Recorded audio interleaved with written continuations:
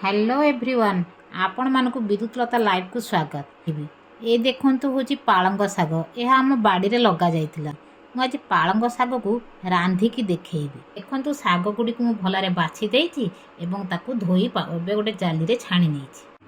पालंग साग रांधिबा पई मु गोटे बड़ पियाज, गोटे छोट टमाटो, दुईटी छोट आलू, दुई तीनटी सारू, ता सहित गोटे बिड़ा पालंग साग को काटिकी एई भली रखिछि। प्रथमे कड़ईटे बसई नेली। कड़ईटी गरम हो आसलानी से किछि मु तेल नौची। जो आलू सारू काटिकी रखिछि ताकू प्रथमे भाजी नेबी। एबे से लुण हलदी देई ताकू भल भाव में मु गोले नहीं ताकू घोड़े दौची किछि समय पई से सिझी जीवो। देखंतु आलू सारू संतुल हो गलानी।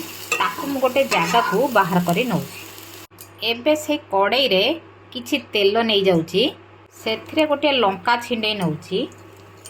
सेथिरे काटी थिबा पियाज को किछि देई देउची। अल्प लूण नौची। टमाटो बेबे सेथिरे देई देउची। एबे सेथिरे अदा रसुण पियाजर बटा को दउची। सेथिरे अल्प करी पाउडर, अल्प धनिया पाउडर, अल्प जीरा पाउडर मु देई देउची। सेथिरे किछि लंका गुंड मध्य देई देउची। देखंतु अदा रसुण पियाज देखे आम जो तरकारी करुचे से आम प्रथम फुटे देले भल।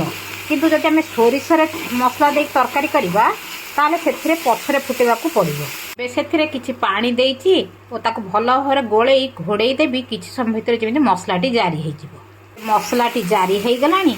मु रखि आलू सारू को से पकई नहीं पानी दे घोड़े दे। आलू सारू सीझी आसलानी। एबे मु से रखि साग गुड़िक से पकई दूची। साग आमर हेई आसलानी। गोटे जगह को बाहर करी नौछि। आपण मध्य एई भली साग प्रस्तुत करंतु, निजे खांतु आ किपरि लागिला कमेंट द्वारा जणांतु।